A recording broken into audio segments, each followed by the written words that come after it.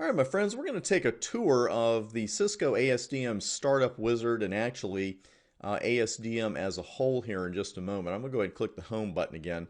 It looks really good right now as far as any latency goes, but just a quick word. This is going to look a little different at times because I'm not doing it locally. I am on a remote rack to do this particular lab where everything I'm doing with Cisco Configuration Professional is right here in my workspace in my server room. So this will be a little bit different occasionally with latency. It's not going to be what I call AOL latency, where in the old days when you downloaded any kind of image at all, 15% of it would load, then another 5%. Remember how it would just come down from top to bottom? It's not going to be quite like that. Let's just look around here with ASDM a bit because, again, it's just like with the commands, and actually I know you can see part of the window back there. This is as large as this particular window gets, or I would make it bigger for you. Sorry about that. But note again, as I mentioned, some of the commands are just a little bit different on the ASA. There's no way around it, but that's part of the fun of our job, and also it's just something we have to deal with. And here I just had the name if command, and that's actually how you apply a name to a VLAN, because the one interface I have set up right now is VLAN 1. That's our administrative VLAN anyway, right? That's definitely from our switching days. Security level 100, that's our default there for the inside interface, and you see the IP address as well. So let's go ahead and bring this back up and just look around the home screen here before we go to the configuration section. And we've got general here. It's going to give you the ASA version, the ASDM version, your firewall mode, what device type you're on, the 5505. We talked about some specifics for that in the previous video. Interface status, you see one interface, and that's the one we just looked at. And it's going to give you system resources status, traffic status, some good fundamental information. But the wizards are really interested in right now, and you can also pull those down by clicking wizards in the toolbar. But here I just went to device setup. You've also got firewall, remote access VPN, site-to-site VPN, and device management down here at the bottom. What we're going to do right now is go ahead and just launch the startup wizard from here and see what our options are, because we have configured, I did configure just that one IP address. And here's your starting point. And the starting point for the wizard is either that you're going to modify the existing configuration, or you're going to reset configuration to factory default. So obviously here you want to choose wisely. If you want to assign an IP address to the management interface, if you do a total reset to the factory defaults, that's always a good idea. And your current management interface IP address will be here as well as the mask. We're just going to go with modify existing configuration. And the first thing it's going to ask you, do you want to configure it for teleworker usage? It's going to ask you to enter the host name and the domain name of the ASA. If your ISP requires that your host use DHCP, you may need to use the device name supplied by the ISP. We're not going to do that, but you can see the host name and domain name that I gave it is already here. Also, if you want to change the privileged mode, the enable password, you can just check that box, and because it knows here, you can see it grayed out until you click change, that there is one set. If there isn't one set, it would just say, hey, set one here with old name and confirm, old new and confirm. But since we have one and you would need to change it, you do have to actively say, yes, I want to change that. So let's go ahead and click next. That'll take a second. There we go. That's a little AOL action going on there, but not too bad. Now, as far as the interface selection, it even tells you, again, it reminds us, the ASA 5505 has 8 fast Ethernet switch ports that forward traffic at layer 2 using switching function in the hardware. You can divide these 8 switch ports into groups called VLANs, that function as separate layer 3 networks. On this page, choose or create the VLANs that will define your networks. And you can see our choices and some interesting defaults here. We've got an inside VLAN.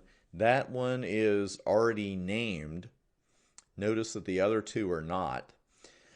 And check out these interface names and the security levels. Excellent security levels to remember. We talked about the rules with that and who can initiate traffic to who.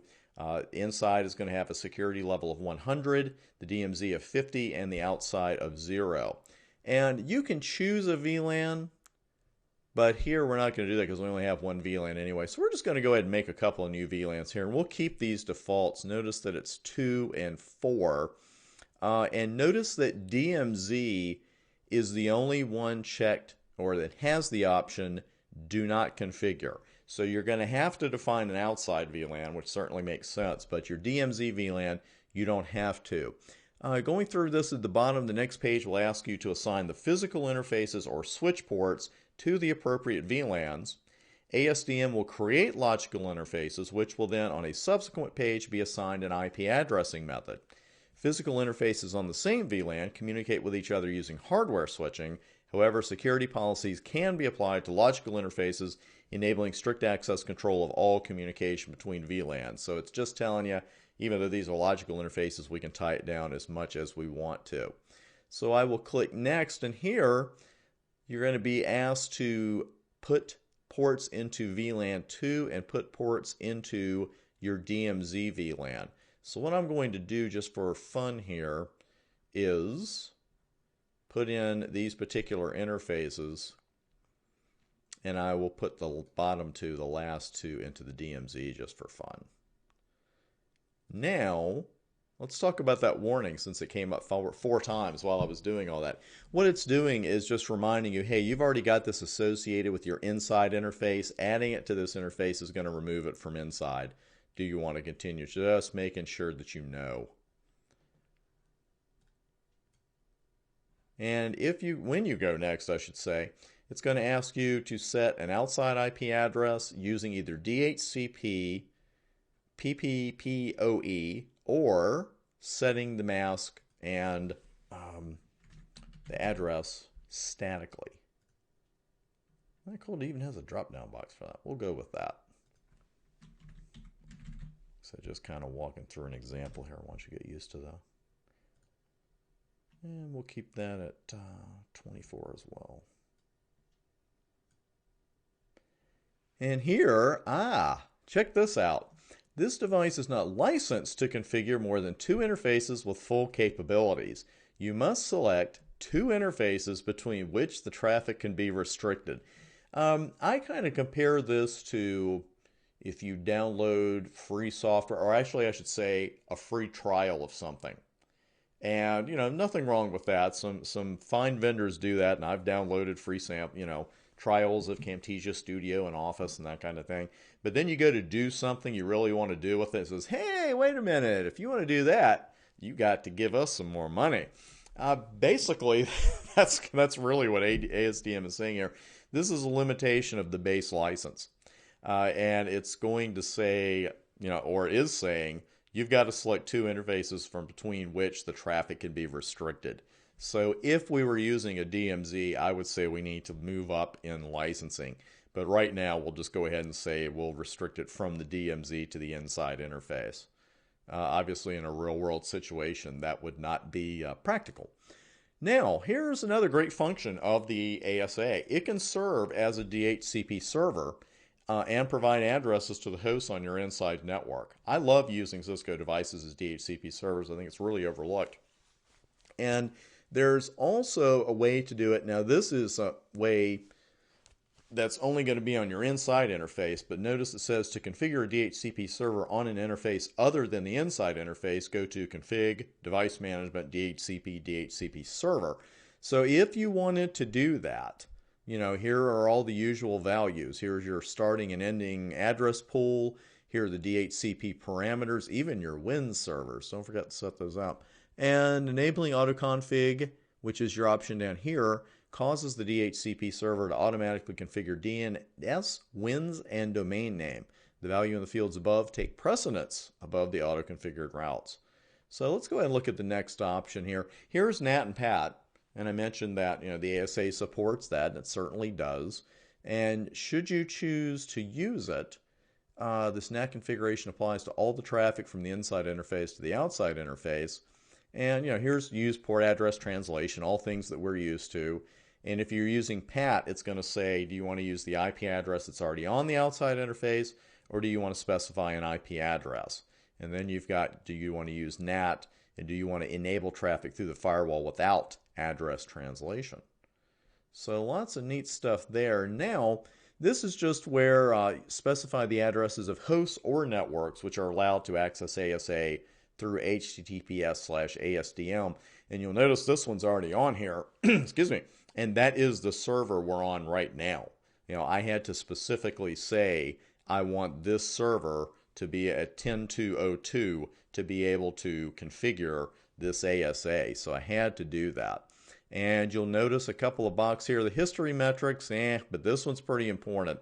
Enable HTTP server for HTTPS/ASDM access. If you took that off, then we couldn't use this tool anymore. So be careful with that.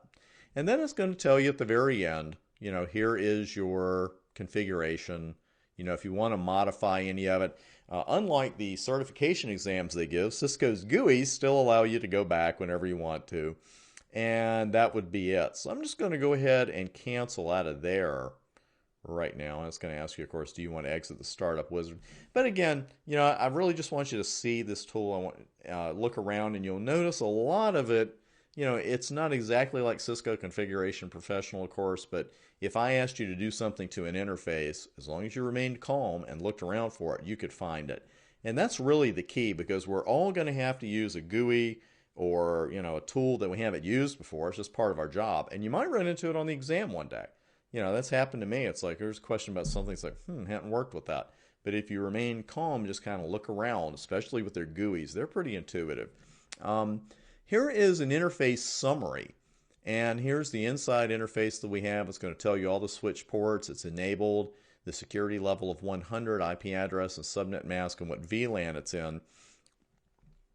If and when you want to add an interface and you don't want to go through the startup wizard, you could just do it right here. And notice it's the same deal. You're just choosing, okay, here are the two switch ports. I want to put, you know, 00 and 01. Just keep clicking add. Make it your outside interface. Notice that you can set the security level here. That's good. Dedicate this interface to management only, and enable interface is checked by default. And you can give it a static IP or give it get its address via DHCP or PPPoE.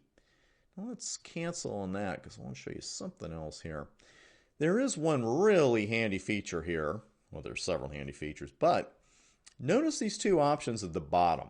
The bottom one is enable traffic between two or more hosts connected to the same interface. And that can certainly be important, but here's the one I really like, because this helps us get around something we mentioned in the previous video. Enable traffic between two or more interfaces which are configured with the same security levels. Remember we said the tie says you can't do that? Well, if you go in here and you click that button and hit apply, then when you've got interfaces that have the same security level, they can exchange traffic. So that's kind of a cool little get around, if you will, a workaround. Now when I went to routing, notice that it's going to say unapplied changes, because when you go from one panel to another, that's when you should be clicking apply. Because if this message weren't here, it would be really easy just to go from interfaces to system time to device name, and you don't realize you're not saving all your work so far and you're not applying your changes. So there were changes made to the config on the panel that you're leaving. Let's go ahead and apply that change, since it's nice enough to remind me. And here's that full command. And it's same security traffic permit enter interface. That's quite a command, but we'll go ahead and send it. And it's delivering it, and we are done. Now it's just going over to routing, and we're not going to go through all of these options, but you know, static routing, you can add static routes to your ASA. Notice when I clicked on this, you know, with the OSPF, it's setup, filtering, interface, redistribution. Obviously, we're not going to go through all of that, but the concepts remain the same. You know, there's the virtual link. And device name password, let's click on that, and you can change the name of the host from here or the domain name. And note that if you want to change either your enable or telnet passwords, you can do that here. Just click that, because you do have to say, yes, I want to change that. And then it's going to ask you for the old password, the new password, and confirm new password. Now, before we look at system time, everybody tell me, what protocol am I expecting to see in system time? Everybody knows this one, right? Network Time Protocol, NTP. So if you need to configure NTP, you can do it right here in System Time. Notice it says the section contains the following items: clock and NTP.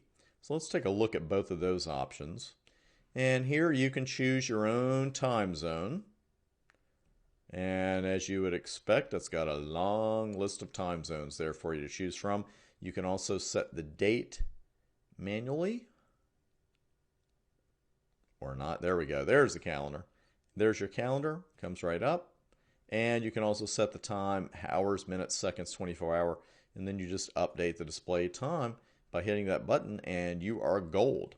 So we've looked around, gosh, at a lot of stuff there. You know, the interfaces, we saw how to get around that rule about, you know, if the interfaces have the same security level, they can't exchange traffic. We know how to change that. That was handy. Saw some good stuff in the setup wizard. And like I said, the ASDM, unlike the ASA at times, is very intuitive. It's all things you've seen before, and it's all GUI. So if you just look around for what you need, you will definitely find it. That does it for the tour right now. Let's go ahead and head for the next video. See you there.